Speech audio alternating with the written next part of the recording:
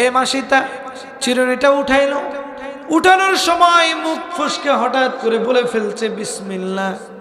আর ফেরাউনের কন্যা হঠাৎ করে বুঝতে পারলো বিসমিল্লাহ যেহেতু পড়লো, তার মানে আমি আল্লাহর নামে শুরু করছি। তাহলে এই সার্বভৌমত্বের খোদা যদি আমার বাবা ফেরাউন হয়, তাহলে এই মাসিটা কোন বিসমিল্লাহ কোন আল্লাহর নামে শুরু করে? জানা প্রশ্ন আছে কিনা বলেন? প্রশ্ন থাকে কিনা প্রিয় ভাই আমার? এবার ফেরাউনের কন্যা তো ছোট মানুষ, ও তো বোঝে নাই। তখন কি করছে, একটা দৌড় দিছে, যে রাত সবার মধ্যে যে ডাক দিতে, বাবা কি ব্যাপার, তুমি ব্যতীত অন্য কোন খোদা আছে?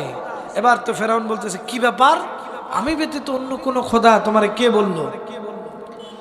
তখন এবার ফেরাউনের কন্যা ডাক দিয়ে বলতেছে, বাবা আমি লক্ষ্য করলাম তোমার স্ত্রীর যেই দাসী, আমার আম্মার যেই দাসী, সে চিরুনি উঠানোর সময় কেন যেন বিসমিল্লাহ বলল। তার মানে বিসমিল্লাহ যদি বলে থাকে আমি আল্লাহর নামে শুরু করছি, তাহলে আল্লাহটাকে। এবার বিরাট জনসভায় বিরাট একটা রাজপ্রাসাদ, একটা বিচার বিভাগ বসানো হলো। এই বিচার বিভাগের মধ্যে মাসিটাকে ডাক দেওয়া হলো। ডাক দেওয়ার পরে জিজ্ঞাসা করা হলো বিসমিল্লাহ শব্দের অর্থ কি? বলে আমি আল্লাহর নামে শুরু করছি। বলে তুমি কোন আল্লাহর নামে শুরু করছো আমরা জানতে চাই। তুমি কি ওই মুসার আল্লাহর উপরে আত্মবিশ্বাস এনেছো কিনা সেটা ক্লিয়ার করো। এবার দাসী ডাক দিয়ে বললেন, ও ফেরাউন, আমি ওই আল্লাহকে মানি যে আল্লাহ চন্দ্র সূর্যের মালিক, যে আল্লাহ কুল কায়নাত সৃষ্টি করেছেন, যে আল্লাহ কঠিন কিয়ামত রেখেছেন, আমি সেই আল্লাহকে মানি। আমি অন্য কোনো প্রভুকে মানতে চাই না, আমি অন্য কোনো প্রভু মানতে নারাজ। ফেরাউন বারবার বলতেছে, মাসিদা তুমি তোমার আল্লাহর ঈমান ছাড়বা কিনা বলো, তুমি আমি ফেরাউনকে প্রভু হিসেবে মানো কিনা বলো। যদি না মানো তাহলে কঠিন থেকে কঠিন শাস্তির ব্যবস্থা করব।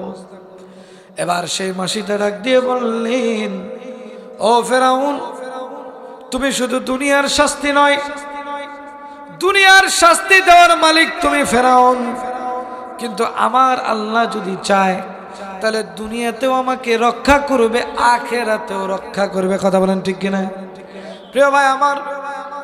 এই মাসিটা কোনোভাবেই তার উপরে ঈমান আনলেন না, আমার আল্লাহর কথা কোনোভাবেই ভুলতে চাইলেন না।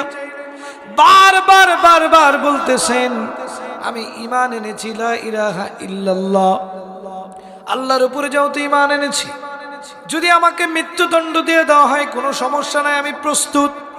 কারণ যারা ঈমানের তাজাল্লি নিয়ে দুনিয়াতে চলে তারা কখনো মৃত্যুর ভয় করে না। কথা বলেন ঠিক কিনা?